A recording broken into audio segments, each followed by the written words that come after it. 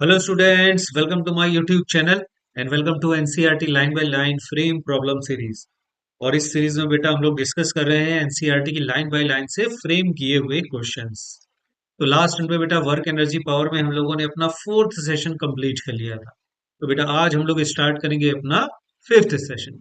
तो उसका question number 41 ये रहा आपके सामने स्क्रीन पर, ध्यान से देखिए। कहते हैं during elastic collision the kinetic energy before and after collision is. चार ऑप्शन आपको दे रखे हैं, बताना है कौन सा करेक्ट होगा। ट्राई करिए।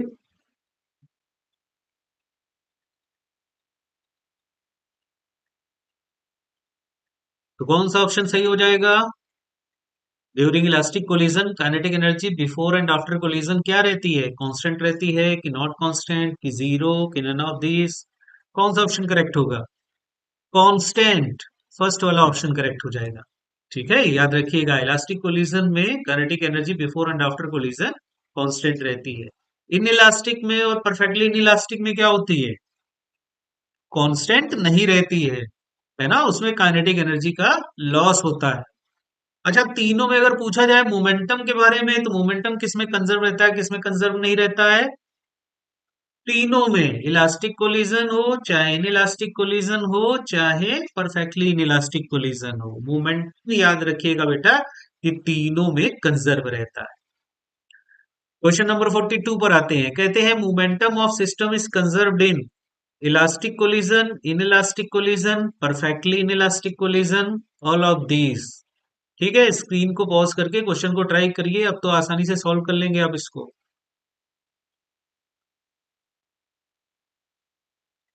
तो कौन सा ऑप्शन करेक्ट होगा? तीनों करेक्ट हो जाएंगे भैया, है ना। All of these, elastic collision, in elastic collision, perfectly in elastic collision, तीनों में मोमेंटम क्या होता है? कंजर्व रहता है। चलो भाई अगले क्वेश्चन पर आते हैं 43 पर। कहते हैं kinetic energy of system is lost in. चार ऑप्शन दे रखे हैं, बताना है कौन सा करेक्ट होगा। ट्राई करिए।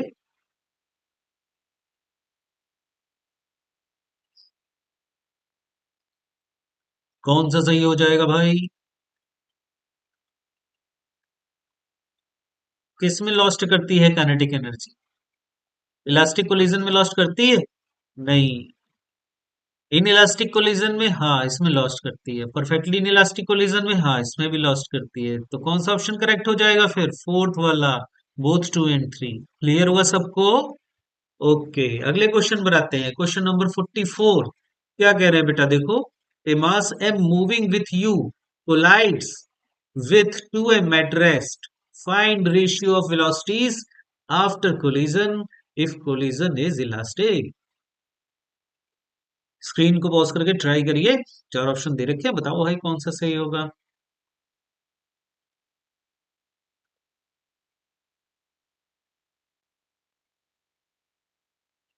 44 का कौन सा ऑप्शन करेक्ट होगा? कौन सा हो रहा है? सेकंड। सेकंड वाला ऑप्शन करेक्ट होगा बेटा। कैसे करेक्ट होगा? जिनका क्वेश्चन नहीं आया ध्यान से देख लीजिए। मान लीजिए ये m वाला मास है जो u से चल रहा है। दूसरा वाला ये 2m वाला मास है जो कि रेस्ट पर है। ठीक, आफ्टर कोलिजन मान लो ये m वाला मास v1 से चलने लगता है और 2m वाला मास v2 से चलने लगता है। तो v1 और v2 की वैल्यू निकालनी है, इनका रेशियो निकालना है। ठीक है, तो v1 की वैल्यू क्या होगी? देखो v1 पहले निकाल लेते हैं। v1 होता है m1 माइनस m2, तो m minus 2m times u1, u1 है u, और अपॉन में m1 प्लस m2 तो 3m हो जाएगा, और प्लस 2m2 u2, तो u2 वाला टर्म जीरो है तो इसलिए सेकंड वाला टर्म इसमें जीरो हो जाएगा। v2 की वैल्यू निकालते हैं। v2 will be equal to m2 minus m1, तो 2m minus m times u2, तो u2 तो जीरो है तो ये टर्म ही जीरो हो जाएगा। फिर प्लस 2m1 m है, u1 u है, और अपॉन m1 प्लस m2 तो 3m हो जाएगा। ये कैंसिल तो आ जाएगा 2u/3। ठीक है, v2 की वैल्यू। और v1 क्या आएगा? देखो m कॉमन लेकर के कैंसिल कर दें तो ऊपर बचेगा -1u/3। ठीक, v1 की वैल्यू आ गई -1 इंटू u/3, और v2 की वैल्यू आ गई 2u/3, दोनों को डिवाइड कर देंगे। 3 से 3 कैंसिल, u से u कैंसिल, ऊपर बचा -1, नीचे बचा 2, तो फाइनल आंसर आ गया -1/2। तो कौन सा ऑप्शन सही हो जाएगा? सेकंड वाला। क्लियर हुआ बेटा सबको? चलो आगे बढ़ते हैं। क्वेश्चन नंबर 45 पे आइए। देखो इसमें क्या कह दिया इसने, in above problem if collision is inelastic then v1/v2। अगर ऊपर वाला कोलिजन इनइलास्टिक हो रहा हो तब v1/v2 का रेशियो क्या होगा? तो देखो जब इनइलास्टिक होगा तो v1 वाला टर्म क्या आएगा? यहाँ पर m माइनस ई टाइम्स 2m आने लगेगा। ठीक है, और u बाहर आएगा और नीचे m1 + m2 ही रहेगा, तो ये 3m हो जाएगा। उसी प्रकार v2 वाले टर्म में देखो, पहला टर्म तो जीरो ही हो जाएगा, सेकंड वाले टर्म में आता है 1 + e टाइम्स m1 u1। तो m1 m दे रखा है, u1 u दे रखा है, और अपॉन m1 + m2 3m हो जाएगा। यहाँ देखो m से m कैंसिल हो गया, इधर भी देखो ये m से m ऊपर नीचे कैंसिल आउट हो जाएगा। ठीक, तो v1/v2 इक्वल टू क्या आएगा? देखो v1 में ऊपर बचेगा 1 - 2e टाइम्स u, और अपॉन में आएगा 3, और नीचे v2 की वैल्यू रखेंगे तो 1 + e टाइम्स u, और ये 3 ऊपर चला जाएगा, तो 3 से 3 कैंसिल, u से u कैंसिल, तो फाइनल क्या बचेगा? 1 - 2e अपॉन 1 + e। ठीक है, तो कौन सा ऑप्शन सही हो जाएगा? थर्ड वाला ऑप्शन इसका सही हो जाएगा। समझ आया बेटा? चलो भाई अगले क्वेश्चन पर आते हैं। Question number 46। 46 में कहते हैं इन above problem find lost of kinetic energy. चार ऑप्शन दे रखे हैं, बताना है कौन सा करेक्ट होगा। इन इलास्टिक कोलिजन के केस में लॉस्ट इन काइनेटिक एनर्जी निकालना है। सॉल्व करो बेटा।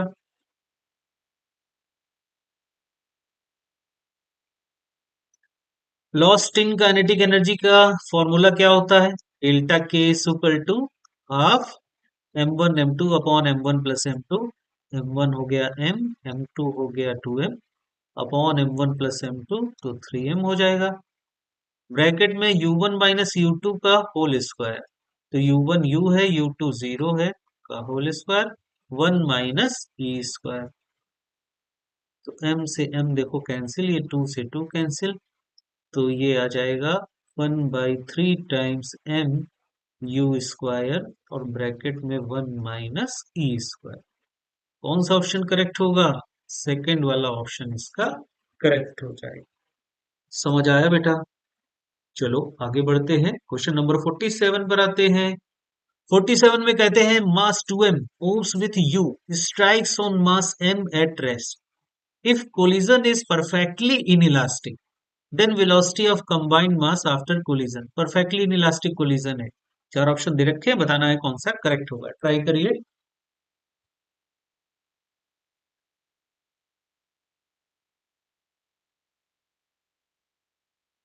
देखो ये 2m का मास है जो u से चल रहा है, और दूसरा वाला m का मास है जो कि रेस्ट पर था, और टकराने के बाद कोलिजन जो है परफेक्टली इनइलास्टिक हो रहा है, तो इसका मतलब दोनों मासेस कंबाइंड हो जाएंगे, यानी जो 3m का मास बनेगा अब वो कोई v कॉमन की वेलोसिटी से मूव कर रहा हो, तो यही v कॉमन हमको फाइंड आउट करना है। ठीक है, तो मोमेंटम कंजर्व कराएंगे, तो देखो m1 u1, तो m1 हो जाएगा 2m टाइम्स u1 हो गया u, प्लस m2 u2, तो m2 m u2 0 equal to m1 + m2, तो 3m हो गया, और टाइम्स v कॉमन, यही v कॉमन हमको निकालना है। देखो ये टर्म तो भैया जीरो ही हो गया, है ना, इधर m से m ये कैंसिल आउट हो जाएगा, तो v कॉमन की वैल्यू आ जाएगी 2/3 टाइम्स u। कौन सा ऑप्शन सही होगा? सेकंड वाला ऑप्शन इसका करेक्ट हो जाएगा। क्लियर हुआ बेटा सबको? हम्म, चलो भाई 48 पर आते हैं। 48 में कहते हैं ए मास 2 kg मूविंग विथ 2 मीटर पर second strikes on 2 kg, moving 1 meter per second in same direction. Find fractional loss in kinetic energy of projectile if collision is elastic. Elastic collision हो तो fractional loss in kinetic energy of projectile निकालना है। Try करिए।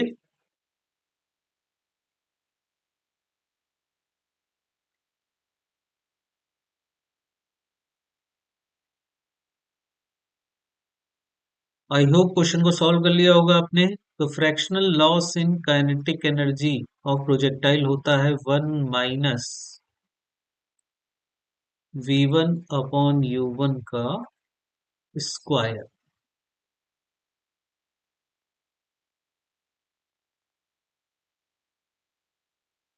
ठीक है, ये आता है। कैसे सॉल्व करोगे? V1 निकालना पड़ेगा इसमें। U1 की वैल्यू तो उसकी दे ही रखी है ना। U1 कितना दिया है? U1 की वैल्यू हमें ये दे रखी है 2 मीटर पर सेकेंड। और V1 की वैल्यू क्या आएगी? तो V1 निकाल लो। V1 क्या होता है? M1 minus M2। तो 2 minus 2 M1 minus M2 times U1। लेकिन ये वाला टर्म देखो जीरो ही हो जाएगा, है ना।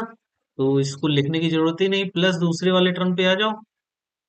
तो दूसरा वाला टर्म 2 M2 U2, 2 M2 की वैल्यू 2 है और U2 की वैल्यू 1, और अपॉन में M1 प्लस M2। तो 2 प्लस 2 4 हो जाएगा। तो ऊपर देखो 4 आ रहा है, नीचे भी 4, तो ये वैल्यू तो 1 आ जाएगी। तो V1 की वैल्यू हो गई 1। अब रख दो यहाँ पर। तो 1 माइनस V1 हो गया 1, और अपॉन U1 की वैल्यू है 2, और इसका है स्क्वायर। तो 1 माइनस 1/4। तो 1 में से 1/4 गया तो कितना बचेगा? 3/4। तो फाइनल आंसर आ जाएगा 3/4। देखो 3/4 ये थर्ड वाले में ऑप्शन दे रखा है। ठीक है, तो थर्ड वाला ऑप्शन इसका करेक्ट हो जाएगा। क्लियर सबको? ओके, अगले क्वेश्चन पर आते हैं। Question number 49। देखो क्या कहते हैं इसमें। 49 में कह रहे हैं मास एम मूव्स विथ 6 मीटर पर second and collide obliquely with 2 meter 2m at rest. If collision is elastic and mass m moves perpendicular to initial direction with 4 meter per second, then find velocity of 2m after collision. Try करिए।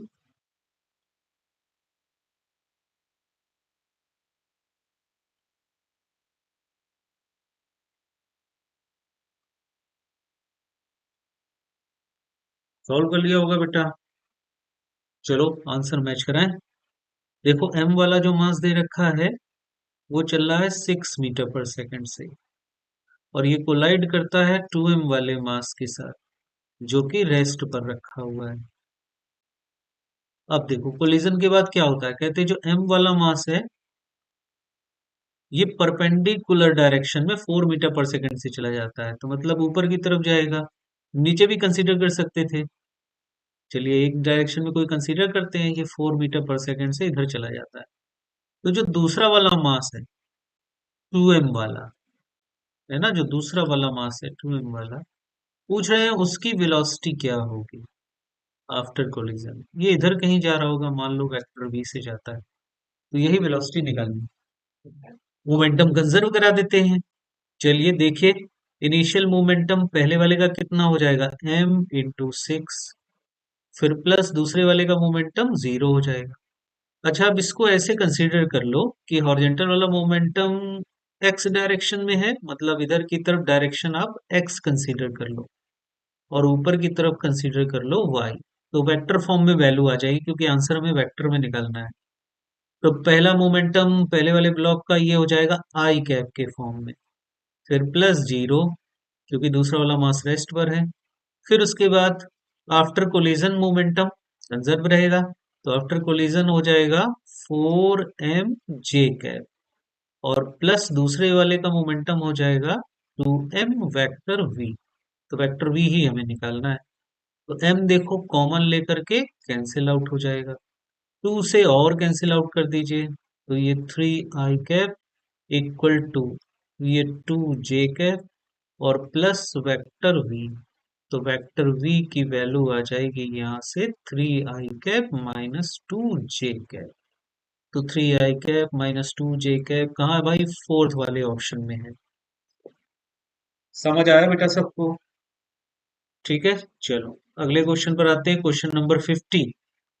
50 में कहते हैं a ball A strikes elastically with another identical ball B resting on a smooth surface with velocity v. Find the ratio of speeds VA is to VB after collision। भैया important question है, ध्यान से देख लो। चार option दे रखे हैं, बताना है कौन सा करेक्ट होगा। डायग्राम वगैरह सब दे रखा है, ट्राई करिए।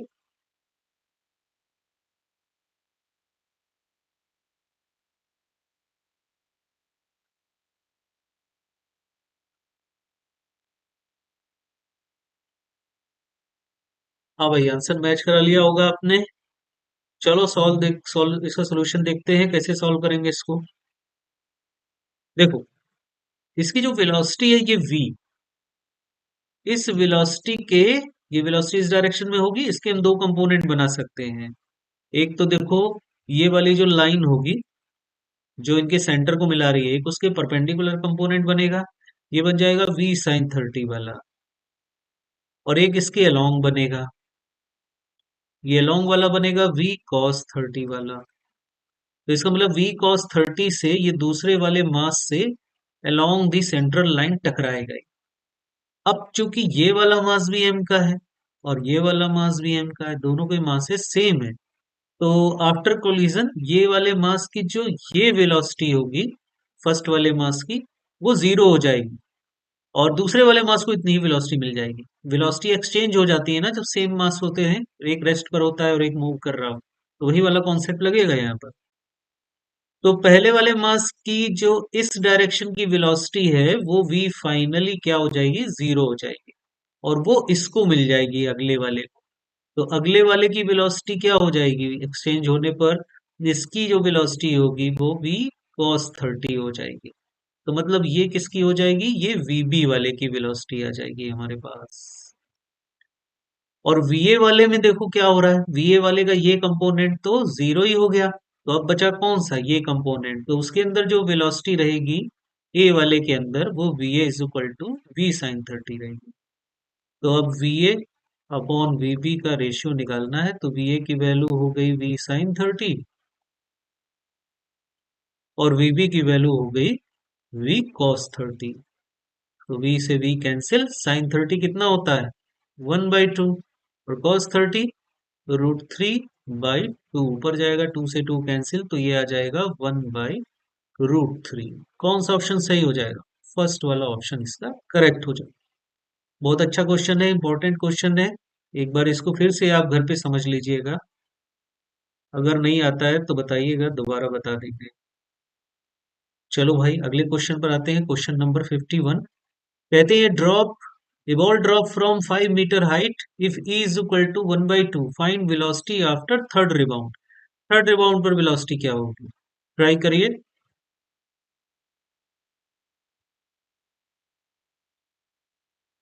आंसर मैच करा लिया होगा आपने। चलो भाई देखो, nth रिबाउंड में वेलोसिटी होती है vn is equal to e⁻n times v naught, या u कह सकते हो, जिससे ये बॉल टकराएगी आकर के इनिशियल वाली वेलोसिटी।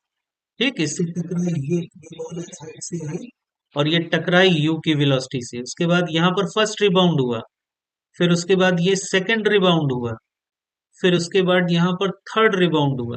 तो थर्ड रिबाउंड के बाद जो वेलोसिटी होगी v3, तो यहाँ पर उसका जो जनरल फॉर्मूला होता है वो ये होता है, तो v3 की वैल्यू हो जाएगी e⁻³ टाइम्स u।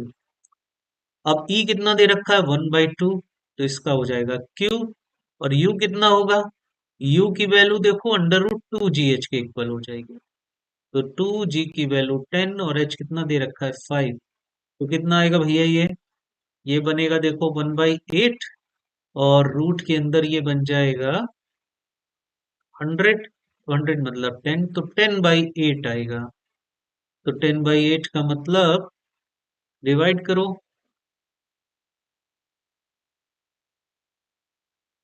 1.25। फर्स्ट वाला ऑप्शन करेक्ट होगा इसका। क्लियर हुआ बेटा सबको? चलो भाई, अगले क्वेश्चन पर आते हैं। क्वेश्चन नंबर 52 कहते हैं if is equal to 0.5 what percent loss in kinetic energy on each rebounding of ball drop from a height. Try करिए।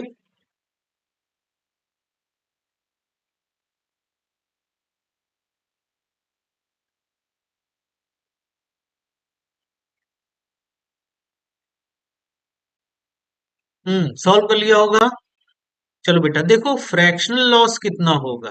फ्रैक्शनल लॉस का मतलब इनिशियल काइनेटिक एनर्जी जिससे बॉल टकराएगी वो हो जाएगी हाफ एम यू स्क्वायर, और उसके बाद जब रिबाउंड होगी तो मान लो वी की वेलोसिटी से रिबाउंड होती है, तो रिबाउंडिंग वाली एनर्जी हो जाएगी हाफ एम वी स्क्वायर। ठीक। और upon initial kinetic energy half m u square. तो इसमें देखो फाइनली क्या बचेगा यहाँ पर, u square minus v square upon u square. तो यू स्क्वायर माइनस वी को हम क्या लिख सकते हैं, वी की वैल्यू को हम ई टाइम्स यू लिख सकते हैं। तो देखो ये ई स्क्वायर और यू स्क्वायर बन जाएगा अपॉन यू स्क्वायर। तो ये 1 - सी स्क्वायर फाइनली आ जाएगा। ये आई वैल्यू फ्रैक्शनल लॉस। अब फ्रैक्शनल लॉस में अगर हम 100 से मल्टीप्लाई कर दें तो परसेंटेज लॉस आ जाएगा। तो percentage loss equal to 1 - c square into 100।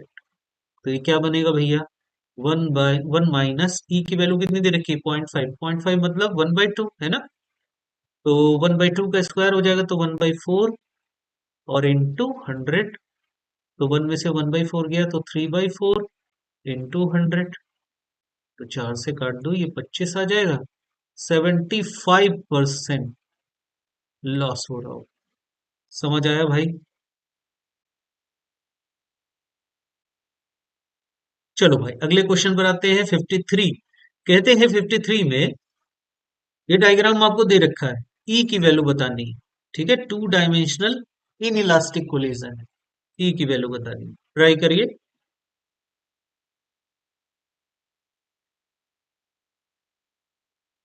I hope question solve कर लिया होगा आपने। फॉर्मूला लगा दीजिए। देखिए ये एंगल याद करिए फाई होता है, ये एंगल थीटा कंसीडर करते हैं, तो फॉर्मूला होता है हमारे पास tan phi is equal to tan theta by e. ये रिलेशन होता है एंगल और कोएफिशिएंट ऑफ रेस्टिट्यूशन। तो यहां से देखिए टेन फाई मतलब 1045 इक्वल टू 1037 बाई ई। तो ई विल बी 7 और अपॉन 1045। तो 1037 होता है 3/4, 1045 1, तो आंसर आ जाएगा 3/4। तो थर्ड वाला ऑप्शन इसका करेक्ट हो जाएगा। क्वेश्चन नंबर 54 पर आइए। डायग्राम देखिए दिया हुआ है, वी डैश की वैल्यू बतानी है। ट्राई करिए। आई होप ट्राई कर लिया होगा इसको। देखो ये एंगल 60 डिग्री हो जाएगा, ये एंगल 45 डिग्री हो जाएगा।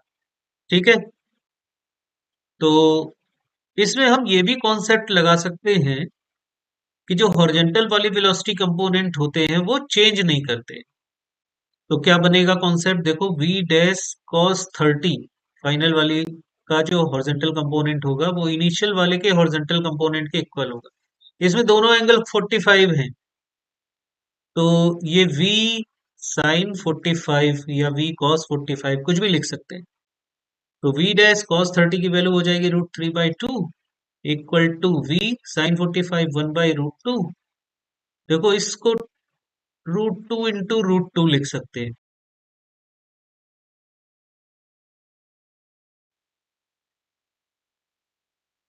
हम्म पीसी ऑफ हो गया था बेटा। चलो भाई आगे बढ़ते हैं। तो ये देखो बेटा, यहाँ पर ये भी √2 इंटू √2 लिख सकते हैं, तो एक √2 से √2 कैंसिल आउट हो गया। अब क्या बचेगा, यहाँ से हमको निकालना क्या है, वी डैश। तो वी डैश की वैल्यू हो जाएगी v √2 बाई √3, है ना। v √2 by √3। ठीक है, तो कौन सा ऑप्शन करेक्ट हो जाएगा बेटा, सेकंड वाला ऑप्शन इसका करेक्ट हो जाएगा। ये क्लियर हुआ बेटा सबको? तो बेटा ये था हम लोगों का आज का सेशन। आई होप आपको बहुत पसंद आया होगा। तो पसंद आया हो तो लाइक और सब्सक्राइब बेटा जरूर कर दीजिएगा। तो बेटा अब मिलते हैं हम लोग नेक्स्ट टर्न पर। तब तक के लिए बेस्ट ऑफ लक। खूब जम के पढ़ते रहिए, खूब मेहनत करते रहिए। सिलेक्शन हो के रहेगा, बस यही अपने मन में ठान के रखिए।